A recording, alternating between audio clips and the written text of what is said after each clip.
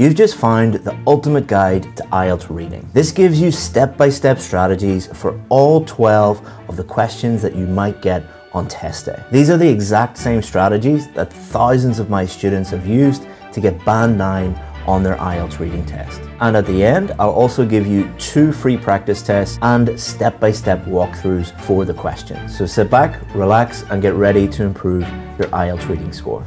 So this is an example of a sentence completion question here. So for sentence completion, you will have sentences. They will be incomplete, and you need to complete them with a word or words from the text.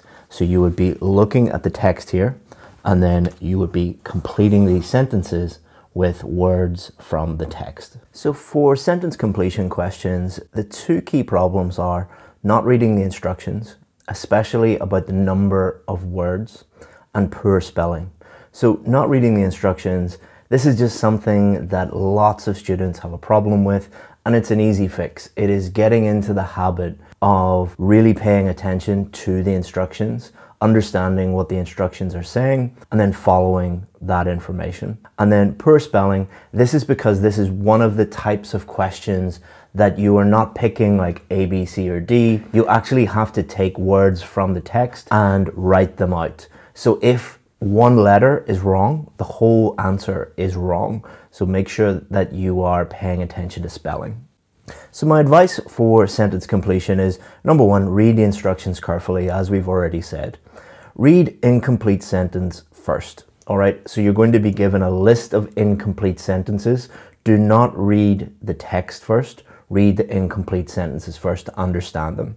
Then predict the answers. What do you think the type of words, the type of content, what type of words, what content is probably going to come up?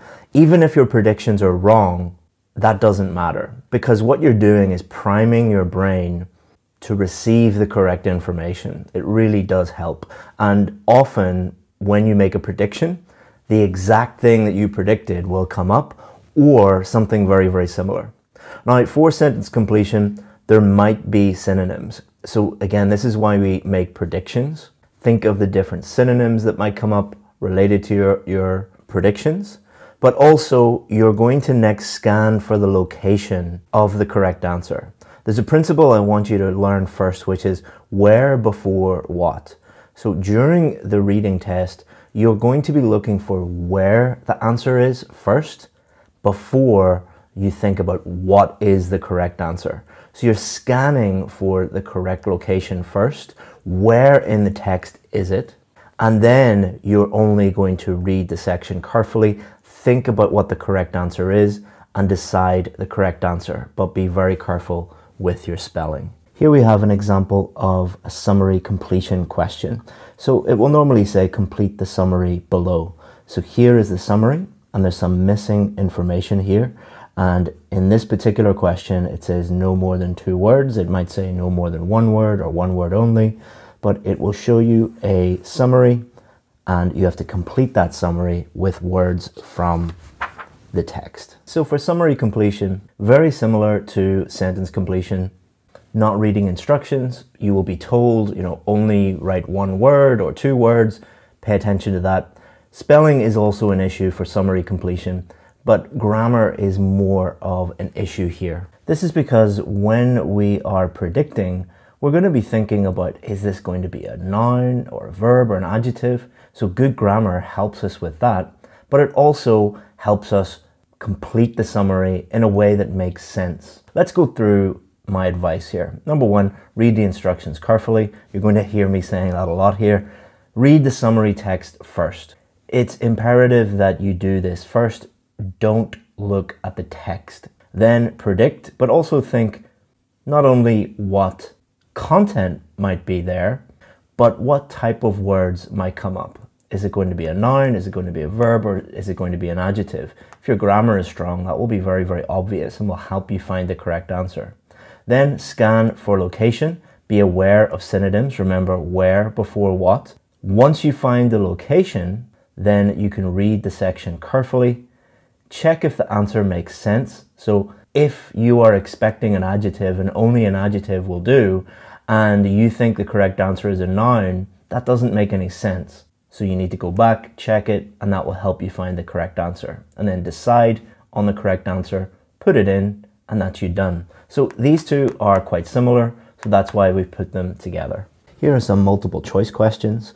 I'm sure you're familiar with multiple choice questions. Normally it will be a direct question, like here, and then it will give you 3 or 4 different options. You have to choose the correct option. Now the key problems here is not really understanding the difference between the different options. So you will get, A, B, C, D. There will be slight variations in meaning between these 3 or 4 options. You need to understand the difference between these in order to answer the question properly. So there needs to be a lot of focus on the difference between these on top of reading the text and understanding the text. So the first thing you're going to do is read the questions, read the options carefully first and understand the difference between those. That's why we've put carefully here. Then we're going to look at the text, but we're not going to read it in detail. What we're going to do is we're going to skim the text. We're going to read it quite quickly with the intention of understanding the general meaning of the text. Then we're going to go back and think about the difference in the different options.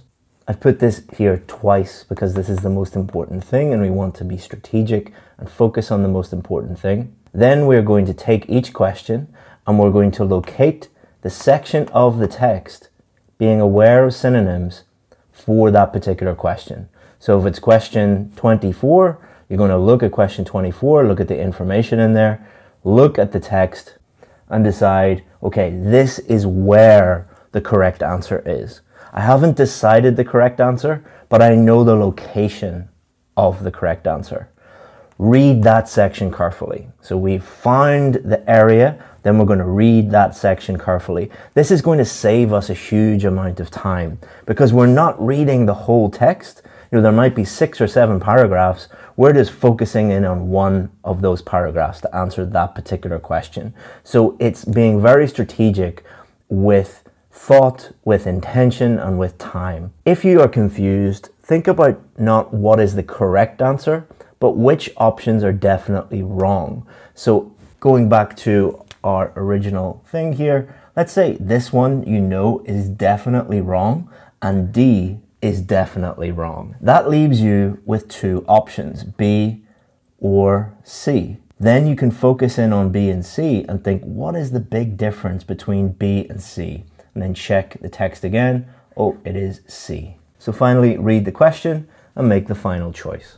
I hope you're enjoying this video on reading, but if you really want to improve your IELTS reading, I have a free course for you that is even better than anything that we put on YouTube. It's called the Ielts Reading Challenge. And what it's going to do is give you strategies for all of the different types of questions 100% free, and also show you where you can find real reliable practice tests and strategies that will help you constantly improve your IELTS reading score. If you want to sign up for free, just click the link in the description, enter your email address, and we'll send you all of that information for free. Now back to the video. Short answer questions are actually quite rare, but you should be aware of them. These are similar to comprehension questions that you would have got when you were in school, where they ask you a direct question and you have to answer the direct question. So short answer questions, these are normal, straightforward comprehension questions. And the big problem here is that students will rush through the questions and not really think about what the question is asking them. So the big problem, not understanding the questions. It doesn't matter how good your reading skills are. If you don't focus in and understand the question, you'll never be able to answer it. And then not understanding a lot of words, phrases within the text. So if you don't understand the question and then you don't understand a lot of the words within the text, it's pretty much impossible for you to answer the questions. So how can we solve that? So read and understand the questions first. Don't get lost in the reading text. Read and just focus in on the questions, understand what they are asking you. Within the questions, underline any keywords. These are normally going to be nouns and noun phrases, people, places, objects, things like that, nouns. Think of synonyms for those nouns, and that is going to help you scan for the location of the answer. Remember, where before what. Once we understand the location, we can read the section carefully, read the question again, because our big problem is not understanding the question, decide answer, and write it in. Now you might be thinking, I have given similar strategies for a few of these first 4 question types. Don't make the mistake a lot of students make, which is, oh, they're all the same and I'll just approach them all the same and I'll skip the video and I won't really think about it. That is a huge mistake because very different questions are coming up now. Here's an example of a labeling a diagram question. Normally you will be given a diagram, sometimes a map, but most of the time a diagram, and there will normally be arrows relating to different parts of the diagram. It is your job to complete these parts. So labeling a diagram. First key problem is an inability to cope with the unfamiliar. Not every student, but a fair number of students will look at a diagram and think, I know nothing about this thing. So the example we gave you was something to do with ships. So like, I know nothing about ships. They're not testing your knowledge of ships. They're testing your ability to look at an unfamiliar diagram, understand it, and relate it to the reading text. Why do they do this? Is it to be mean? No, it's because you will be doing this every day in your new country. You'll be looking at unfamiliar things and you will have to interpret those in English, and also not reading the instructions. Often it will say only use 1 word or 2 words or 1 word and a number or something like that. You need to pay attention to this. So of course, read instructions carefully, look at diagram to understand the diagram, and don't panic. Continuing to look at the diagram, highlight any keywords. Look at the spaces that you have to complete and predict the answer, just like you were predicting before. Scan to find the location, read in detail, and choose the correct answer. And be careful with your spelling. Here's the dreaded true, false, not given. Very common question on the Ielts reading test. What it asks you to do is read these question statements and then say, in relation to the text, are these statements true or are they false or are they not given? There are lots of problems with true, false, not given. Number 1, misinformation. This is the question that most students worry about. Therefore, this is the question that produces the most amount of content online. There are hundreds or maybe even thousands of videos on true, false, not given. Most of the teachers making these videos are not examiners, they're not highly qualified teachers. That means there's a huge amount of confusion and misinformation. Another big problem is not really understanding what not given means. And that leads to people searching for not given, and really they're searching for something that is not there. It's like searching for something that isn't there in a room. You're not going to find it. And if you spend a huge amount of time looking for something that is not there, then it affects the other questions that are going to be asked. Because if you have less time to spend on these questions, you've not only messed up true, false, not given, but you've messed up the other questions as well. What we're going to do is give you the confidence to look for not given and quickly establish, I can't find this, this is not given, and put not given as your answer. Another big problem is a failure to understand what the whole sentence means. This is a problem because many teachers and YouTubers use a strategy that is what we would call a keyword strategy. Everything that they teach about IELTS reading is keywords, keywords, keywords. Now, sometimes keywords are important, but most of the time they're not. It depends on the question being asked. So if you focus in on keywords, you will not understand what the question statements actually mean because you are focused on a tiny part of the question statement instead of looking at the entire sentence. And that brings us on to our last key problem, focus on keywords. Not only will it mean you don't understand the sentence, it will mean that you get lost in the text and you waste a lot of time. So what should you do instead? So for true, false, not given, read the whole statements first. Look at the statements, read them, don't focus in on keywords, think about what the whole statement means. Then looking at the statements, once you've understood them, think of synonyms. What might be said in the text in a different way? So for example, if the question statement was talking about a pen, it might mention a writing instrument in the text. So if you're really focusing on pen, you will miss writing instrument or writing utensil or something crazy like that, and you'll never be able to move on to this part, which is match the statement with the correct part, the location of the text. Because the statement says pen, the text says writing utensil or something like that. If you are thinking about synonyms and you're open to seeing them, then you're going to find them much quicker. So once you find the location, read the statement again. So go back to the statement. So you find your part of the text, you have your statement, and then read the text section carefully. So don't just find the part of the text and look at the statement and then immediately go like, oh, that's true or that's not given. Calm down, read the whole section carefully. And then you're going to look at the statement and look at that part of the text and think, does the meaning match? If the meaning matches, then it's true. If the text says this pen is yellow and the statement says this pen is purple, it's false. If the statement says this pen is purple and the text says nothing about the color, or it talks about it is a very good pen or it is a very expensive pen, then we've no idea. So put not given. Keep it very, very simple. This video is sponsored by us, IELTS Advantage, and the IELTS VIP course. The IELTS VIP course is the most successful IELTS course in the world. That is a fact because we have more Band 7, 8 and 9 success stories than any other IELTS course in the entire world. We do that by simplifying the whole IELTS process, supporting you with some of the best IELTS teachers in the world, and being with you every step of the way until you get the score that you need. To thank you for making it this far in the video, I want to give you 10% off our VIP course. All you have to do is just look down in the description. You will see our special link that you need to get 10% off. Just click that and you can sign up. If you have any questions about the VIP course, always feel free to get in touch with us. chris@ieltsadvantage.com is my email address. We answer 100% of the questions that we get.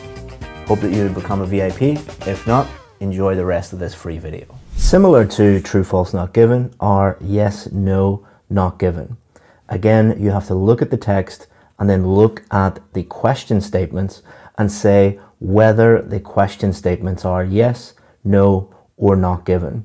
So if the statement agrees with the views of the writer, contradicts the views of the writer, or there's no information for you to really judge what the writer thinks about these statements. So same but different. Yes, no, not given.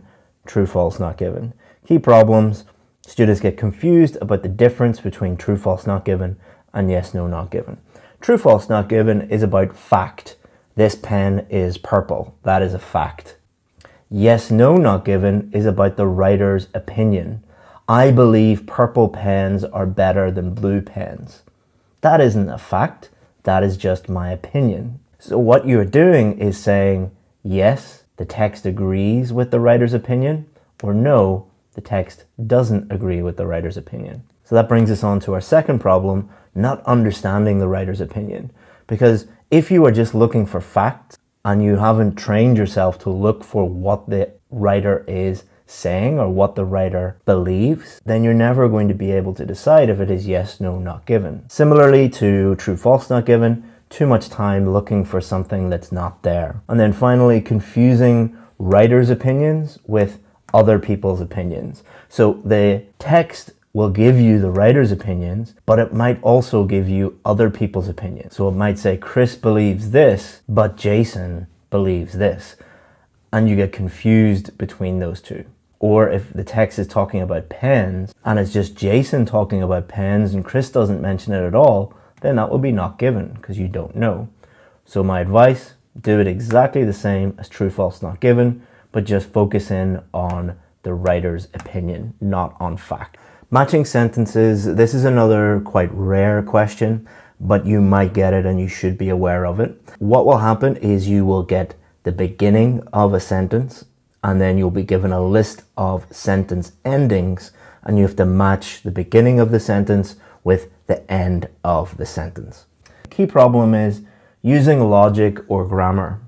So you'll be given the beginning of a sentence, and what people do is they, instead of looking at the text, they will use their own logic. So before they even look at the text, they'll look at the sentence endings and think that's logical that those two go together.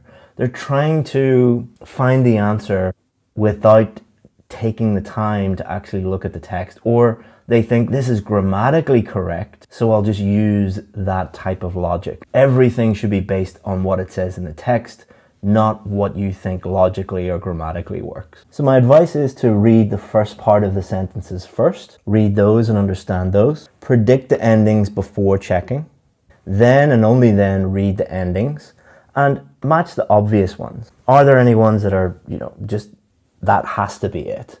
And it will be extremely obvious if that's the case. Then eliminate obviously wrong endings, and then match endings you think might match. So you might have one or two different options. Locate the part of the text where the correct answer is, and then read that part carefully and choose the correct answer. Here we have a matching names question. As you can see, there's a list of names here, and what it asks you to do is look at the text and then match the people's names here with the statements here. So people are more trusting when affected by oxytocin. Who said that? So matching names. Key problems there are writing names immediately without considering text in detail. So I find that this type of question comes more towards the end, not always, but it often comes towards the end because it's normally linked to like research findings, scientists, researchers, academics, things like that. And people are stressed, they're running out of time, they're tired, and they just see names and start to match them up without taking the time to actually read and consider the text. So how can we overcome those problems? Well, we scan for the names in the text and underline. So you'll be given different names, look at the name that you want to focus on, scan the text and underline where that name comes up, because that is going to save us a lot of time, and it is going to help us focus in on the area where the correct answer is. And focus on the names that are mentioned once first. So some of the names will be mentioned 2, 3, 4 times. Some of the names will only be mentioned once. The ones that are mentioned once, try to find the answer to those first. So take those names that are only mentioned once and read their research in detail. Because if they're only mentioned once, it will only be in a small part of the reading text. So you've located that already. Match with the question statements and then delete that statement. So the one that you have matched, delete that. That is just going to make it much easier for you to differentiate between the different statements. And then move on. Is there another one with just one? Move on to that one next. If not, is there a name that is just mentioned in 2 times or 2 parts? Then you can focus in on that. And then just keep using that strategy until you match them all. Here is a matching information question.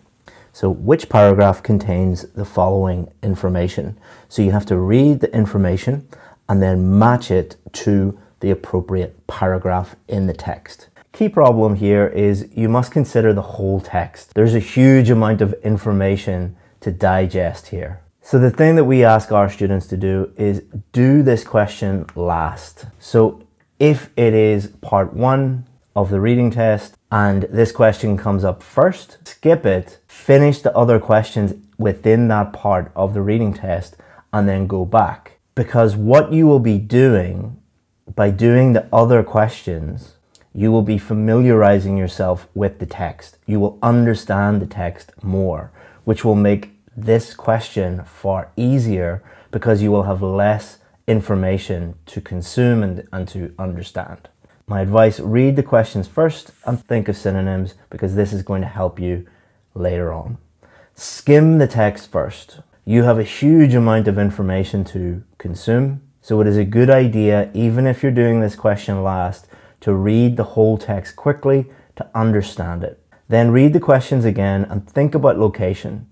So you've read the questions, you understand them, you've skimmed the text, then you're going to go back to the questions And some of the locations will already be very, very obvious to you. And that will help you scan to find the location. And if you find the location, underline it. Next, we're going to check the question statement again and mark correct if possible. Some of them will be easier than others. Some of them will be very, very obvious. So you can save time just by thinking quite quickly about those and thinking, okay, that's the correct answer. But if you cannot find the correct answer quite quickly, move to a different paragraph, because often the answer will present itself in the next paragraph. Don't spend, 5 minutes reading one paragraph going, it has to be here, it has to be here, it has to move on quite quickly. Have the confidence, just like the confidence to write not given, have the confidence to say, it's not this paragraph, move on to the next one, and the answer will probably present itself quite easily for you. And then just follow that system again. Here's an example of table completion or flowchart completion. Table completion is more common on the academic paper. Flowchart is very common on the general training paper, but the principles are exactly the same. You have missing information here in the flowchart. You have a few different options here, and you have to look at the options, read the text, and then add the options in here to complete the flowchart or complete the table. Key problem here is not reading instructions. This is again one of these questions where it says one word and a number. You need to really understand what those mean. So my advice for these is read the instructions carefully. Scan text to locate the correct paragraph. Read that section carefully. Don't just skim it, read it carefully, and then transfer the words exactly as they are to the gap and check spelling. Very, very common that students find the correct answer but spell it incorrectly. There's really no excuse for this because you're copying the exact letters, but be very careful with these. Matching headings. This is a very common question, and I think this is actually more challenging and more difficult for most students than true, false, not given. But it's not if you follow the strategy that we're going to teach you. But they always look the same. They will give you a list of headings here, and there are always more headings than there are paragraphs to make it more difficult. And then it gives you a list of paragraphs, and then you simply have to match the paragraphs with the list of headings by referring to the text, of course. Key problem here is there's lots of information to process. Most of the time you're going to be reading the entire text to complete matching headings questions effectively. Another common problem is a lot of students just read like the first part of the first sentence and the last sentence, or they focus in on keywords. That is the opposite of what you're trying to do. What you're trying to do with matching headings and what it's testing is, can you understand the general meaning of the whole paragraph, not keywords within the paragraph. Because there's so much information to process and you have to skim and understand the whole text basically, a lot of people don't spend enough time focusing in on the different options, this question statements. You cannot find the correct answer if you don't understand the statements. So here's what I get my students to do. Do this question first, because it's going to make the other questions easier. Because you have to read the whole text, you may as well do this first instead of reading parts of the question, parts of the text of other questions. Do this first. It is far more efficient and strategic. So you're not going to look at the question statements first. You're going to ignore the question statements entirely. What you're going to do first is read each paragraph with the intention of writing your own heading. So you're going to read the paragraph and write your own heading. This forces you to understand the meaning of the whole paragraph, which is what they are testing. Then and only then, look at the headings. And what you will find is your titles, the titles that you came up with, often they will match exactly with the question statements. So focus on understanding the difference of meaning between the different headings and then match any obvious ones. So let's say there are 6 questions and 2 of your titles match exactly. Okay, you've got 2 questions right. That leaves 4. Those 4, okay, didn't match exactly. For those, you need to read the paragraph carefully, not just skimming it. Really read it carefully and choose the correct option. based on what the text is saying and the difference of meaning between the headings. Hope that you enjoyed that video. Now you know all the different types of questions and you know the different strategies for those questions, but that's just the first step. The most powerful method for improving your reading is understanding your own personal weaknesses and then improving those weaknesses. That is the most powerful strategy that I know of to improve students to even a band 9. If you want to know how to do that, just click this link and I've made a new video for you.